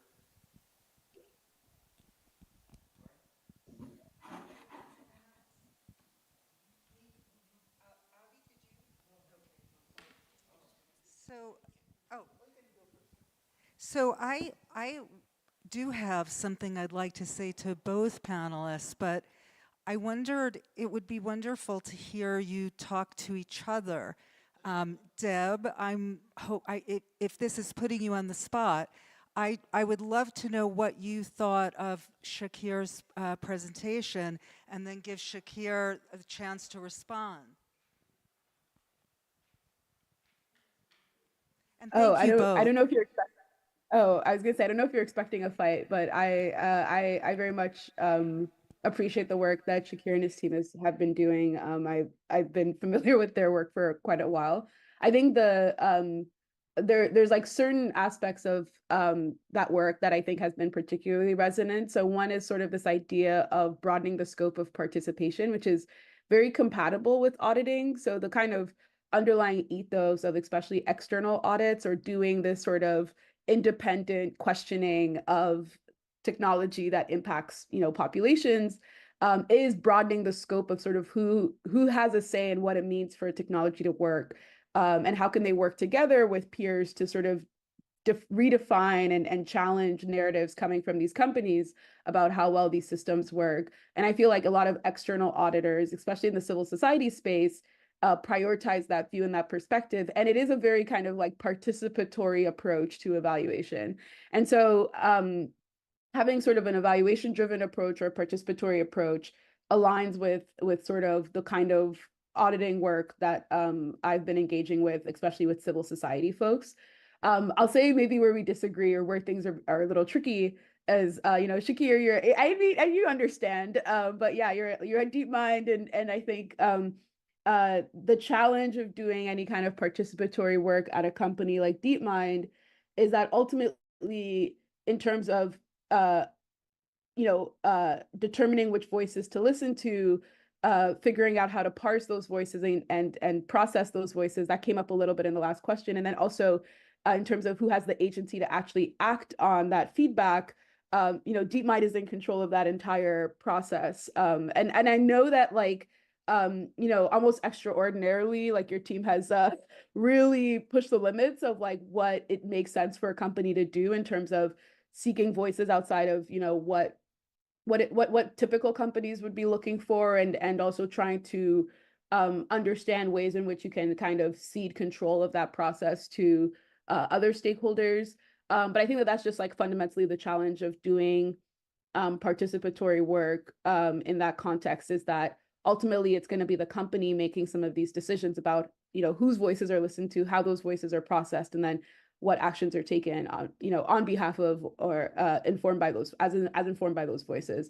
And so I feel like that's just a limit to the kind of approaches you can take. But yeah, that being said, I do think you guys have sort of pushed the limits of I still don't understand how you're internally funded, but I support this idea of pushing that work out. I think something else that I've appreciated, and I've talked to Abeba about this as well, is like just even taxonomizing and doing research in terms of providing language on different approaches and methodologies for participatory work. I think there's folks in the civil society space that take that, especially when it comes to participatory approaches for evaluation. Those are like resources that others can build upon in their own context, and including like non-corporate context, including regulatory context. You mentioned the UK AI Safety Institute and some of the work that you guys have been doing with Canada. So I think for me, I have a lot of hope in that as well, of just sort of like methodologically evolving in terms of how we engage in bringing in more voices to scrutinize these systems. I kind of mentioned at the end of my presentation, you end up in these rooms where a lot of what politicians in particular are exposed to is just what the company is saying, and what the company's view on, and the company will never say that their technology is not working, and they'll never say that their technology is biased, so it requires outside voices in order to challenge those corporate narratives. I think methodologically thinking through like, how do we design evaluations that incorporate all of these other dimensions of our socio-technical environment? How do we think about evaluations that just bring in more perspectives is a really important one. And then I'll also say, I kind of really appreciated right at the end of your presentation, you mentioned the designers and sort of the diversity of the designers being a really critical aspect of what it means to address some of these challenges in terms of what is designed. So not just looking at the space of of the design decisions themselves, but also reflecting a little bit on like who is actually designing these systems, who is deciding on what we decide to build AI for, on what we prioritize in terms of AI development, how we build it. I think that that's actually a very critical point. It's not really surprising to me that, gender shades, a lot of the work I did with that was with Joy Bulamwini and Timnit Gebru, and both of those were Black women. And a lot of the work that I do, especially some of the stories that I shared early on, those that end up noticing those harms and those issues and end up working on that kind of audit work or inspiring that audit work come from the communities that are harmed themselves, because they notice it in a way that even those developing these systems independent of them have not noticed. And so I think that there's something about sort of participatory development and sort of not just using participation as a way to scrutinize and critique and evaluate, which I think is, again, incredibly important, but leveraging participation in sort of the imagination process of like, what can we use this technology for? Or what is a version of this technology that does not cause the same type of harm? Can we imagine that together with a broader set of people and kind of like re-envision what that possibility could be? I think that that's something that like your presentation was very like hopeful, which is like more enthusiasm than I have for the field, but also something that I kind of gives me pause a little bit to think a little bit of like, yeah, what is that sort of way in which we can crowd more voices to maybe more proactively think about that design participation stage. So yeah, that's sort of my impressions of your talk. Did you want to respond, Thanks. Shakir? Yeah, so I think, Deb and I actually were just 3 weeks ago together, so we had a lot of this discussion in the beautiful mountain setting in Canada. So again, I think one of the things that really came up for us and that I think is important is just really thinking through this ecosystem. And I wanted to focus today on the element of designers. What do engineers do? What are they doing in there? What does that critical technical practice look like? And I think what Deb did was take us to the other end. When you are done with the work of the engineers and you're moving outside, and what does that story coming to look like? What does that external accountability look like? And then now I think where our discussion is taking us, well, what does the bridge and the interface between that external world of the external audit that focuses on accountability, that narrative, and the internal world of the role of designers, of engineers, of this innovation economy that we are in, or growth narrative that people are what does that look like? What different forms is it going to take? What limitations does it actually have? And I think so sort of that so brings up one element. What really struck me from the beginning of Deb's talk was really the stories that come up of all those key people that you actually met and went to speak to. It's somehow worrying in some sense because we only know those stories because they are the ones that got exposed through the auditing or through the investigative journalism. So how many stories do we not actually see? And to bring that now back to why I think my focus is on the beginning of that phase. Deb is maybe looking at the external phase and what that interface looks like. If we are successful in participation, if the participant was truly successful, then actually we would have taken a path where maybe we wouldn't see some of those stories. So the actual measurement and effect of the critical practice that we are taking becomes difficult to do. And so that's another kind of element. How do we assess the outcome of our work? And so I think, there was a thought that Deb's thought triggered in me. And then, this point that comes up very often, I am an optimistic person, and I do believe that I do not want to, right now, continue to perpetuate a kind of environment of nihilism that I really think has taken over our field in every way. Deb said it very well. AI right now is simultaneously the thing is going to save us and the thing that's going to kill us. This is the kind of pure phenomenology of nihilism. And we cannot be people who sit in our rooms, become overly critical, and then perpetuate nihilism in that kind of way. And I don't know what the counter narratives to nihilism, but one of the things I can do is bring forward a clear vision with optimism, with evidence, understanding the limitations of my own practice. And then, this is sort of where we connect with Deb. There are other ways of assessing limitations of practices, and then they actually work together. So I really think there's a bigger agenda that we also have to really work on. So I'm going to end there because that's, a different thing. Thanks so much. Thank you. I'll just make I'll try to make this as brief as possible. I'm also a very optimistic person, and I'm really appreciative of to both of you for being here. I'm very impressed by AlphaFold and have been in many thoughtful conversations with people at Google DeepMind. And in fact, my hope had been for a while that people within Google, especially at Google DeepMind, might actually provide some pushback against the kind of really arrogant, grossly arrogant statements that you hear from Altman, Gates, occasionally Nadella, et cetera, in order to, help educate the public about what these systems are like and what these limitations are. And so, I appreciate that you see them as in an experimental mode, and I appreciate that the goal is participation. I would question whether some of the things that you gave examples of are actually especially participatory. In particular, I think probably what you're talking about is more a design for good perspective than a design justice perspective, but I wouldn't prosecute that case. I don't want to argue about terminology.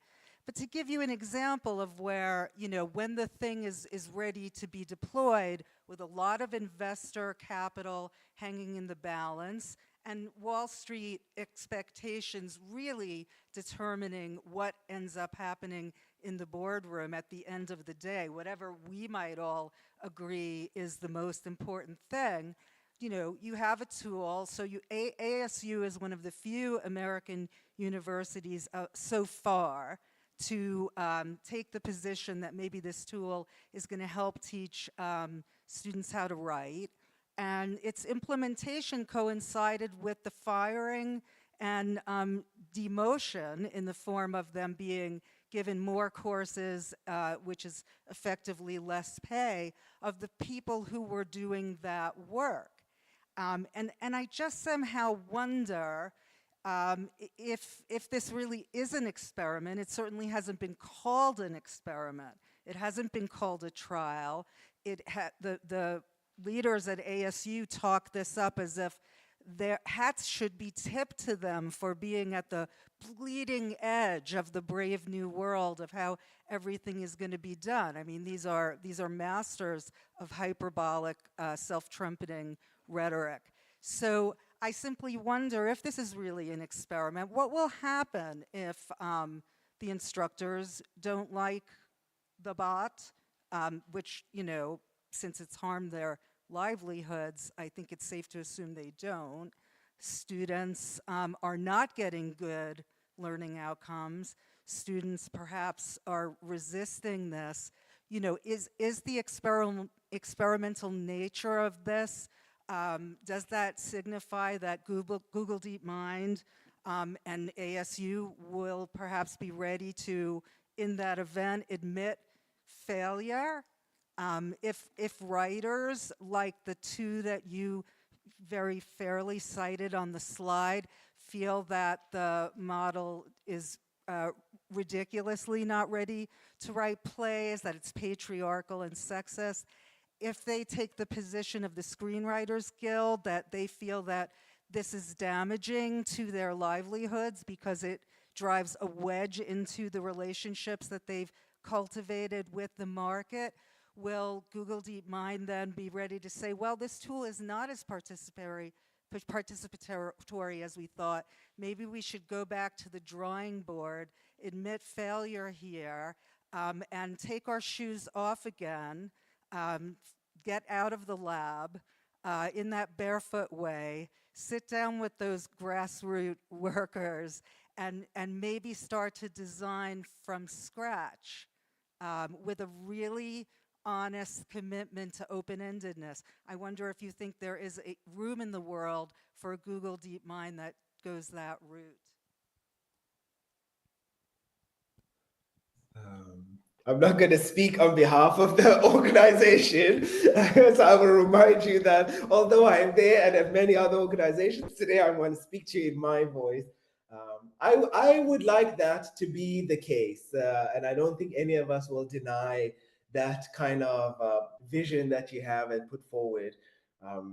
Although, you know, corporations work in many different ways, and one of the things I have to go to great pains to remind people of, although there's a corporation and a corporation is made of people, and those people have all sorts of multiplicities and are working in many, many different ways.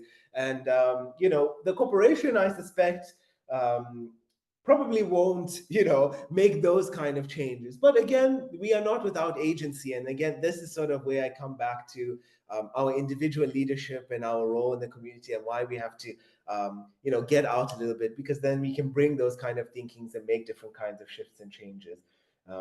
Yeah, ASU is a very complex organization to work with. You know, you don't need to speak to us. Let's say Khan Academy is very much the same with their own tool called Kamigo. And yeah, I do like that thought and experiments. I've actually been trying to think a lot more around this language of experiments and how do we meaningfully define the boundaries of what can be constituted an experiment when we put things into this broad space of, you know, the world in some sense, in which case it's not controlled as an experiment in that way. Maybe a trial is something better. But yeah, I don't know. I will keep behaving and acting in the way that you said, and that's sort of what I know. But you know, in my value system, that's the best I can do, and I think that's what all of us can do, because we can't really, you know, necessarily change everything about the environment. But in my circle of influence, I'll keep pushing the fight that you have put forward. Yeah, I was gonna say I will state because I am not under an NDA or anything, so I can but like I just sort of reflecting, because yeah, I guess earlier in my career I was working with folks at Google. A lot of the internal audit work I did was at Google, and the way that team ended, which is obviously very public now, is, you know, Timnit and Meg sort of being dismissed, and that team kind of changing a lot over the years. And I've reflected quite a bit on sort of what that means in terms of like I think a lot of people approach me and they ask, you know, does that mean that sort of like internal responsible AI work can't have a certain type of impact, or that like, you know, it's ineffective in this way and that way? Well, I think that's not quite what it means. Like, there's a lot of work that we did even while we were at Google that now is sort of a lot of the standard of practice in terms of documentation, and especially sort of more systems level thinking around documentation. And so I think that there is work that can happen on the inside, but just understanding the limits of that work is probably important for the entire ecosystem to be aware of like, we do need external actors, but there is value in having internal actors. I think one of the challenges of the internal work that people do is that it doesn't have the same type of visibility So I can speak to, like, when I was working with folks at Google, there were a lot of decisions that they were able to make that prevented sort of inadequate products from being deployed, but none of that made the news, obviously, because it's just not something that folks outside of that context will know. I know, Shakir, your team is doing a lot internally, fighting a lot of different stakeholders internally to keep stuff as safe as possible. And I also know, from our work with facial recognition, so when me and Joy worked on different audits. One of the audits we worked on was auditing facial recognition products at Amazon, IBM, et cetera. And actually one of our biggest allies were companies at those employees at those companies. So internally at IBM, they ended up pulling their public sort of facial recognition API off of the market after kind of being exposed in these audits for not working very well on darker skinned women. And a lot of the organizing to get that decision done, of course, happened on the outside with ACLU, Fight for the Future, some of the civil society groups we were sort of advocating through the press to give public pressure. But internally, we were getting a lot of messages from like employees that agreed with our results, that had internally replicated our results. Again, this is not stuff that they could speak to the public about, but they were doing a lot of work internally to push for that change as it happened. Same at Amazon. There were a lot of internal employee advocacy happening. And I think now that especially, Alphabet, there's like an Alphabet union, and they've been very interesting in terms of having very principled stances in terms of the use of the type of technology that they contribute to developing with Project Maven and other initiatives. And so it's been fascinating to sort of see how even those sort of operating internally within those limits of knowing that there's only so much that they can do, have really pushed the boundaries of pushing for particular directions, or especially the removal of certain products, the voluntary recalls of certain products, or the redesign of certain products. Of course, we can't depend on that completely, but I just want to acknowledge the reality of like the amount of the contributions that are made internally being less visible, but actually quite significant if one has visibility into that. I think a researcher that's done a lot of interesting work on this is David Witter, who's right now at Cornell, and he's written quite a bit about just the reality of the fact that those that are kind of operating as internal actors have all of these limits, but also push forward certain of the successes that we see on the outside.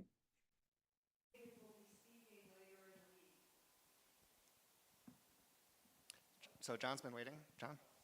Just have two quick questions. Thanks for this good presentations. I think they're both related. So for the first presenter, what makes protests successful, and how do civil society auditors actually determine which protests to support and what initiatives to actually support? And I think for the second presenter as well, you mentioned a wide range of initiatives that Google supports. So how does Google determine which ones to prioritize and finance?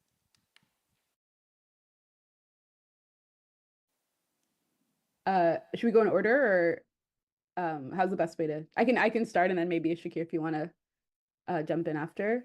Yeah, in terms of protests, that's a really great question. I recognize that. So I think one aspect of it is just coalition building, and evidence collection. So especially when it comes to these types of systems,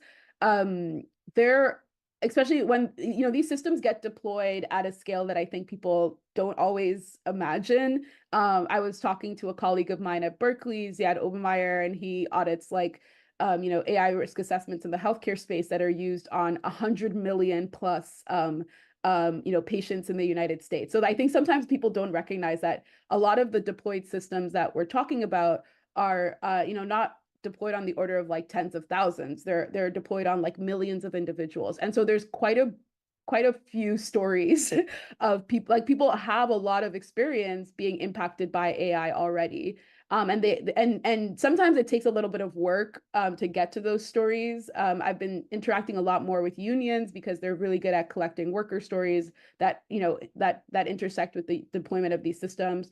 But traditional civil society, in the US, it's like sort of ACLU, Upturn, the Leadership Conference, so NAACP's leadership, Legal Defense Fund, and sort of traditional civil society, in addition to digital rights groups, have been like, EFF, they've been getting more and more inbound actually from their constituents of just experiences that they've had being impacted by these systems. And what they do is that they effectively have this harms discovery process where they'll treat it in the same way that a journalist treats like a tip, where like, someone tells you something, it could lead to something, it could be grounded or it could not be. And what you don't just take, that complaint at face value, but you have to sort of do a little bit of like investigation work to figure out like, okay, is this complaint valid or not? Does this complaint match the complaints of other people with similar circumstances? And so I think that that's actually the process that a lot of civil society takes, like very journalistic practice of they'll take the tip from, the one or two people that bring forward the problem, and then they'll sort of try to seek similar stories, or they'll do sort of an independent kind of type investigation into, does the technology fail in this way that has been raised by that individual, or is the way that this system is deployed as unfair as raised by this individual. And I think a lot of things that make a sort of campaign effective is a couple things. One is either a very clear policy agenda. So in the case of facial recognition, people wanted that to be banned, like face surveillance to be banned by, by use in immigration and by law enforcement. It was like a very scoped set of asks. And I think that that's why they were able to get certain recalls for certain products that were out there on the market, because the ask was very specific. I think a similar thing in some of the healthcare cases, like they have very specific asks, and unions are very good at that, where they'll say like, we want a different contract that has like these specific claims changed.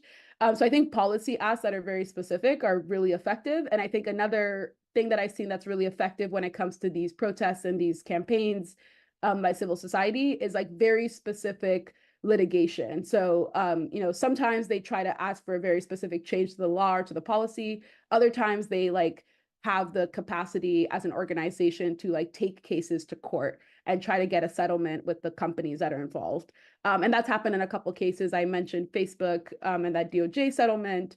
But like, ACLU has taken some of these cases to court a couple of times, and EFF has also taken a couple of cases to court. So yeah, there's different types of organizations have different strategies, but I think having a very specific ask is really essential. And then building a coalition in terms of building additional examples or getting capacity to do kind of investigations into people's complaints is like the sort of two characteristics I would say of like really effective campaigns and really effective protests. Oh, I don't know if Shakir, you wanted to answer the question that was asked on. Maybe I just pick up on Deb's point. I think one of the new areas of focus, and actually South Africa has very good laws on this, in Ghana also around whistleblower protections. If we're actually going to take that to its full limit of sort of how you strengthen unionizing, how you strengthen people in different kinds of locations, I think that's another good one. Yeah, it's just a kind of operational question. Google is just a large organization. You have to understand if we have 4,000 people, we can cover almost everything. Google is an ecosystem, right? So I think that's what often you have to just think. Google is an ecosystem of product. Health makes sense because everyone is using maps. So thinking through search, environment makes sense because when the heavy rain is coming, when there's a flood, when there's a fire, people go there for. So naturally, all of these things, people are already using Google to search for homework and do many things. And actually, it's a very common thing to just look through what are people searching for, where are the common areas, and like, oh, maybe those are interesting areas to improve the user experience, improve search, improve product. So there are many different kind of reasons, and I'll come back. The other one, that the central role of people inside any projects in any organization only happen because people are there, right? They don't just magically come up, and no amount of foresight from their leaders can actually say, oh, we need to work on this, this, and this. There's a kind of organic growth, and I think that's all institutions and researchers and as research leaders, our role is to make that space where people can actually do a bit more discovery. Our role is to nurture research and researchers, and when we do that, then you will naturally explore many different areas, look for areas of opportunity, look to see where you can do both low-hanging fruit and then also very risky research and bridge those two kind of things.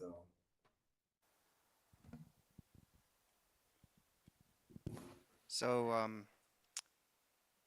we've got a little more than 5 minutes left. And we've got 2 questions in the queue, which will be the end. The first is, I'm going to try to take a question from online, from Resham Khan. And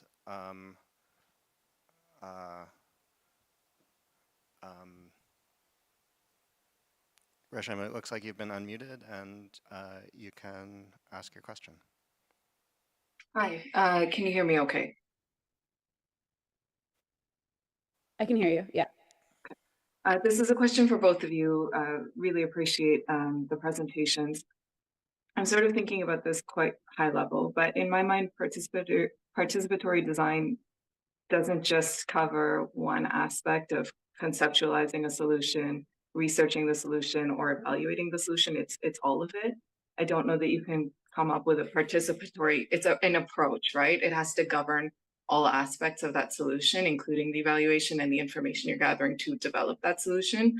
I guess I'm a bit, I think this is more focused to Shakir's presentation, but Deborah, I'd appreciate your response. I don't understand, I guess, as you mentioned, Deborah, like these approaches exist, participatory approaches to developing solutions, whether they're technological or social services, programs, whatever, they exist. What is the, I guess, what do you accomplish by calling it a socio-technical approach, only doing participatory approaches to evaluating it, but not to conceptualizing the solution in the first place or researching the solution in the first place? I feel that framing this as a socio-technological approach already creates a barrier. And the point of participatory approaches is to equalize and, you know, benefit from all different types of expertise, lived expertise about sort of the issue area, what the impacts of the problem, those sorts of things. Like it's meant to equalize. So I think even in doing participatory approaches, a key part of it is actually equalizing the level of information. So when you're developing new terms and inserting them in as though these approaches haven't existed, I think it kind of betrays even the participatory approach in the first place. So that's one point.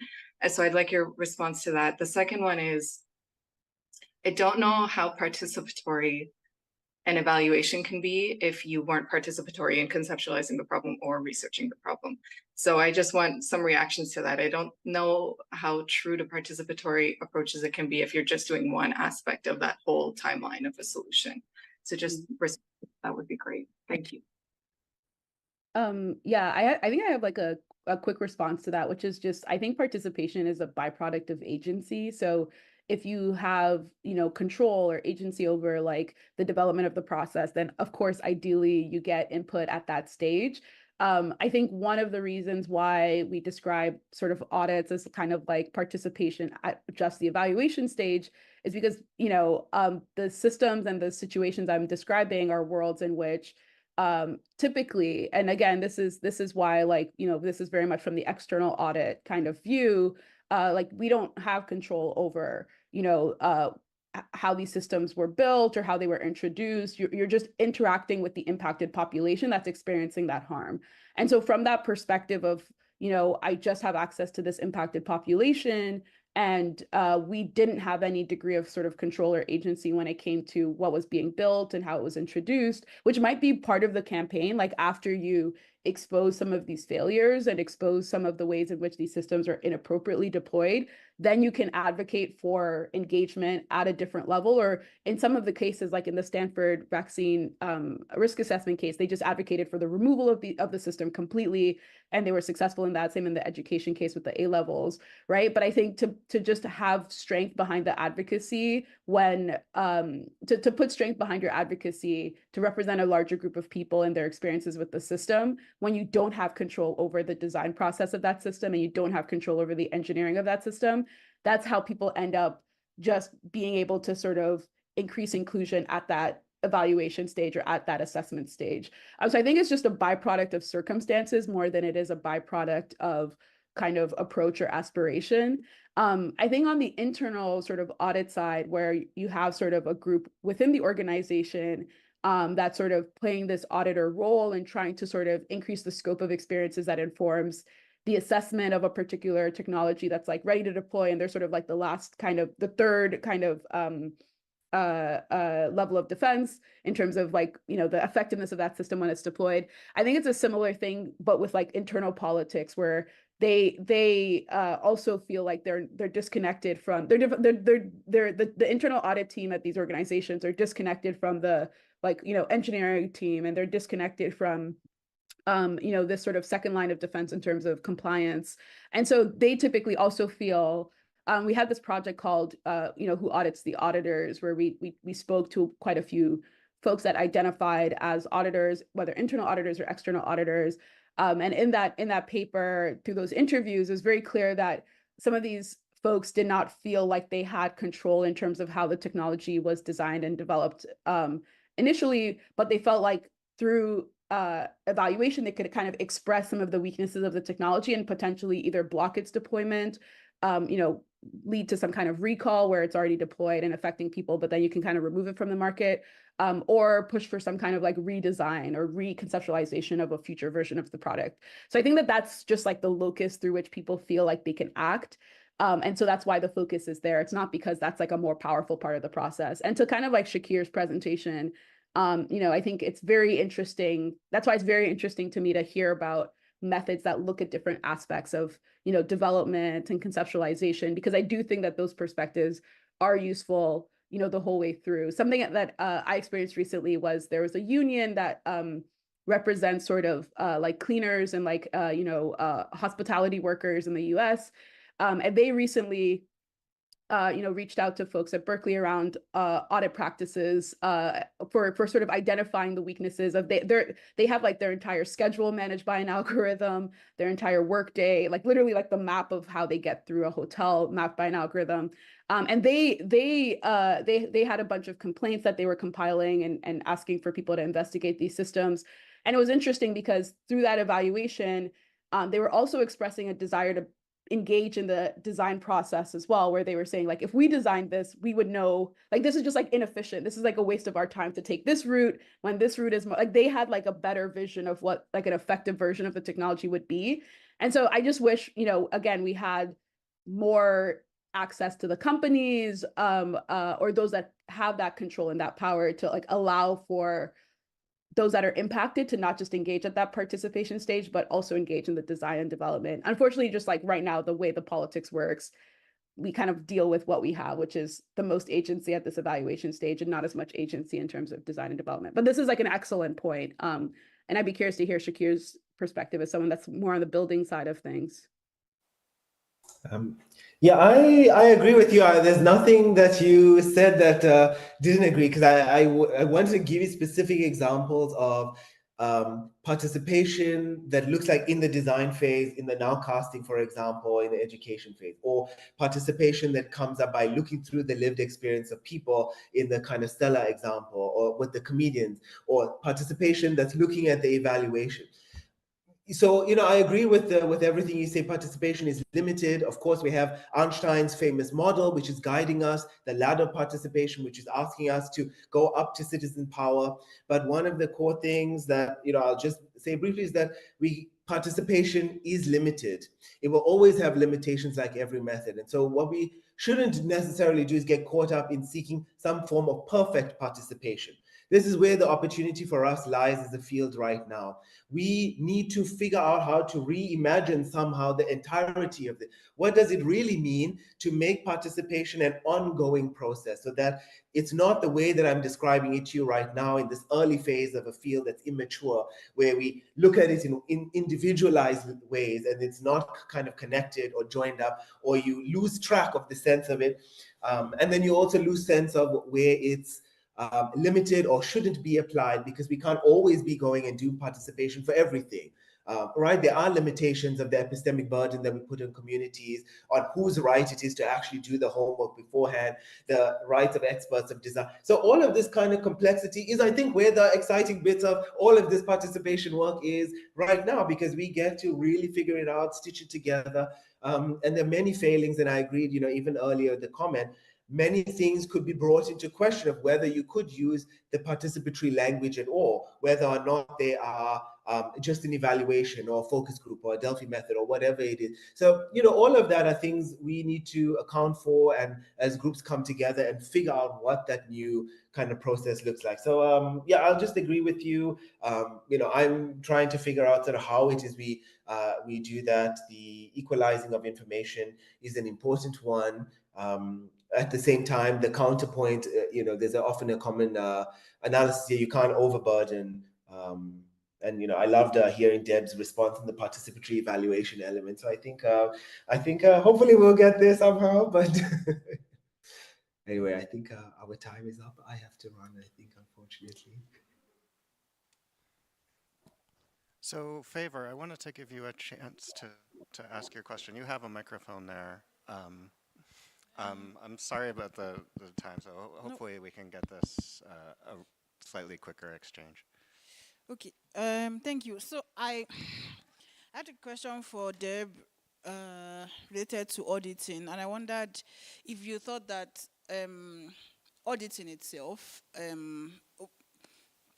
what you thought were the flaws of auditing itself as a way of minimizing or vitiating risk in AI. Because when I think about, something that happened in Nigeria, for instance, during the SAST movement, when some of the women, the ladies, Nigerian feminists actually, who came together to form a company to fund the protests, were eventually turned on by people online who demanded to know what they had done with the money that had been contributed. And then they eventually did an audit, but those people did not believe the audits anyway. So I guess I wonder, it seems like audits themselves can be tools that can be eventually weaponized by the wrong set of people. And then there's also, when you defined what an audit was, you defined it, there was a phrase you used related to articulating its uses. And then I feel like that phrase itself symbolizes some sort of power and influence over the value and the purpose of the AI systems itself. And so that seems to me to be something that can also be misused as well. Because if you are framing the good and the bad and the flaws of a particular system, then it's because you have a particular point of view and a particular framework you are working with. And then finally, I was wondering about the vulnerability of internal auditors, as you've mentioned yourself, and then smaller companies. I feel when you talked about auditing becoming something like a requirement for AI systems, I wondered how that would impact smaller communities, for instance, who are developing their own homegrown algorithms or tools using their own data. It seems slightly unfair to me that they would be made to comply with the same auditing requirements as larger companies like Google and others. Then for Shakir, I guess I wondered. Sorry, Favor. That Okay, will yeah, be that's it. okay. Okay, yeah, sure. Oh, curious to hear your question for Shakir. I can very briefly respond, which is that I think these are all very valid, solid points. I have a lot of conversations with folks about sort of the limits of auditing. There's a great paper called The Law and the Emerging Political Economy of Algorithmic Audits, and it talks about some of the comments that you mentioned around, in the auditing space, what are the politics of the auditors and how does that reflect sort of the validity of the audits? What is the independence of the auditors from the audit targets? Like that's something that's come up a lot in finance. How can audits be weaponized by competitors, by sort of political adversaries, that kind of thing. And so I think that that's something that's been discussed a lot in finance, in medical device safety, food safety, other domains in which we've seen audits. And so I highly encourage you to check that paper out. It's a very recent fact paper. There's also another paper that I've worked on called Outsider Oversight, where we talk about some of these other, we point to these other kind of more mature audit ecosystems, and we point out some of the ways in which these problems occur and how they've been resolved in those other ecosystems. So in some other spaces, there's actually laws around how independent an auditor has to be. The auditor has to be accredited. There's sort of these independent standards that the auditor has to adhere to. So they can't just create their own, proprietary standard. They have to relate to more government guidance related, more sort of high level governance level guidance. And so I feel like there's some of that that's happened in these other spaces that we can learn from in the AI space. And so there's quite a bit of work sort of thinking through those details.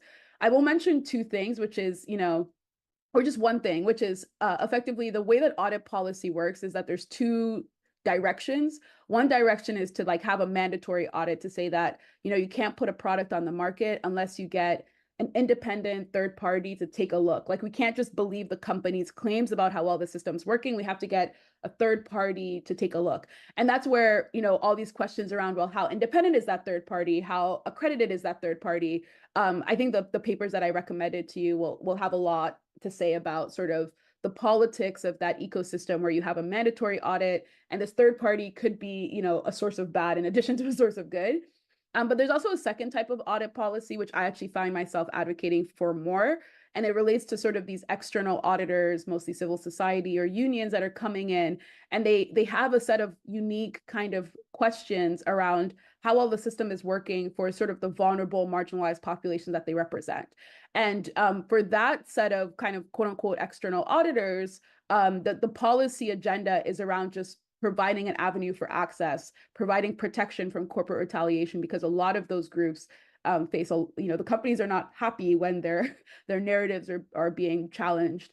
And so that type of audit policy around just sort of protecting those that have the audacity to critique these systems and provide empirical evidence to push back on the narratives from these companies, that's a whole other sort of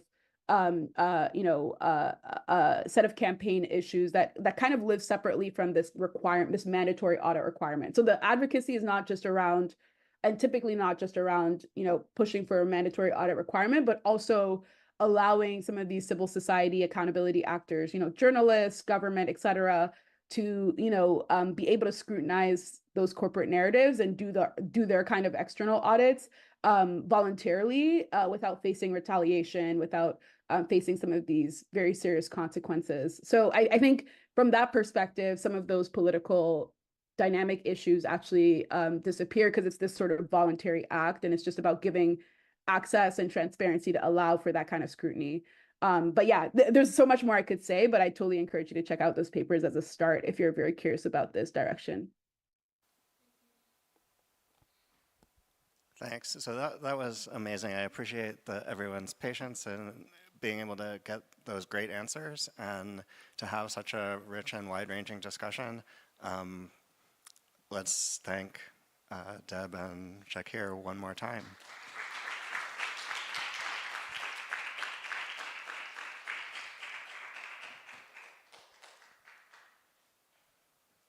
So we'll resume at 9:30 tomorrow.